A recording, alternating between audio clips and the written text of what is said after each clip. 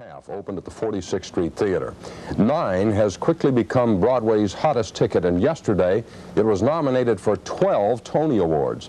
Our next guest, Raul Julia, is nominated for Outstanding Performance by an Actor in a Musical.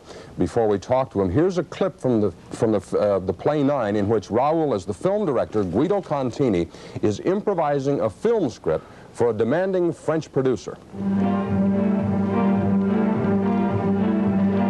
The action begins in a graveyard. A man has been buried alive.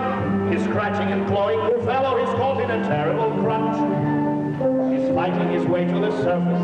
It's likely he'll never survive. He hardly can breathe, and he's desperate to keep an appointment for lunch. An appointment for lunch? That's absurd. It's humorous. It's not depressing.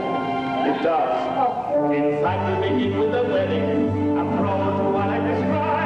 We're happy and gay in love and in spring, and the trees are all green. A trio of capuchin monkeys insinuate into the frame. They chatter a bit, and then one disappears, but the others remain. Have I mentioned the train? Well, we are delighted, Katie and I, to welcome you to Live It's the first time I see the show. Really? Have you ever seen yourself doing that before? Like a clip? No, You never. were watching that very intensely. Yeah, because it's the first time I've been able to see myself. And you know all the words, your mouth is moving. We know that. We have What do you proof. think? The guy's not bad, right? Yeah. Kid's okay, right? It's pretty, yeah, it's pretty good. I'm surprised. Congratulations, by the way, on the nomination and everything. That's Thank you. quite an honor. Thank you very much. How do you feel?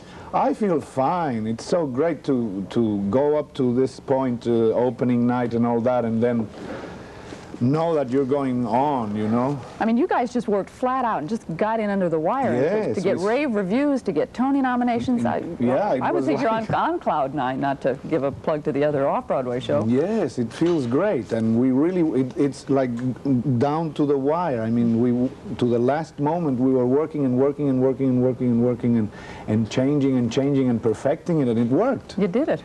We did it, and it's wonderful. When you can't stop now. No, now we keep doing it. It's an interesting play because it's a little different from the standard fare. Fellini, the man who wrote 8.5, was a kind of a creative fellow, and the vehicle on which this is based is not the average kind of Broadway fare. It has to do with flashbacks and fantasies and a kind of almost a free-flowing consciousness on the stage. You've done a lot of Broadway shows. You're a veteran actor. How would you stack this role up against some of the other things that you've done, Dracula and some of the other shows that you've been in? Well, of course, each role is quite different. It's like different people playing different people each time. This role, physically, I would say, energy-wise, is one of the most demanding that I've ever done.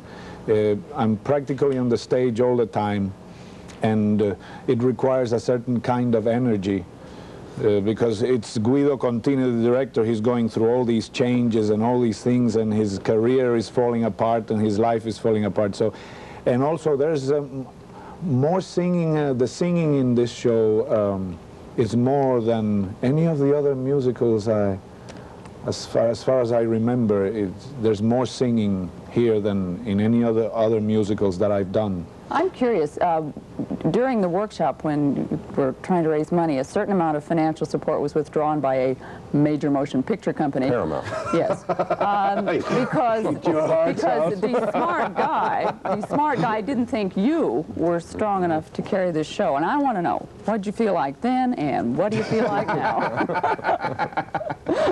Well, the first time I heard this was in the New York Times the other day, and it was the first time I heard it. Well, that was opening morning, I mean Sunday morning. Sunday morning, I oversaw and I read in the Times that one of the considerations was me, that I wasn't strong enough. And it also said that they were afraid that I wouldn't cut it because I had never done a musical before. So first, I've done 4 musicals at least that I remember. I'd say there was a little singing in Three Penny Opera. And Three Penny Opera requires incredible singing. I mean, these dissonant notes and things like that.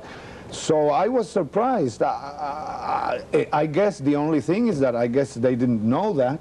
They didn't know that I had done musicals before.